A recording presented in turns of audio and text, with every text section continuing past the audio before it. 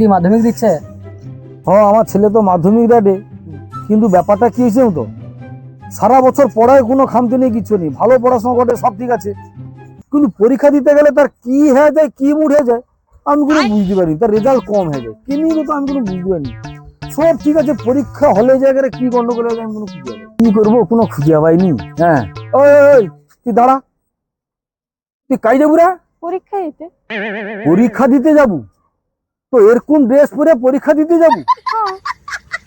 ও এইবার বুঝতে পারছি যে আমার টাকা পরীক্ষা দিতে গেলেই সেটিটা গন্ডগোল হয়ে যায়, কিনি লিখতে পারিনি কিনি, বুঝবে মানে তোনে এরকম সাজা গুজা পরীক্ষা দিতে যাবো, তোনে তো ফেল করবো, তারপরে আরো 5টা টাকা যাতে ফেল হয় সেরকম চিন্তাধারা করে সাজা গুজা যাও। তোর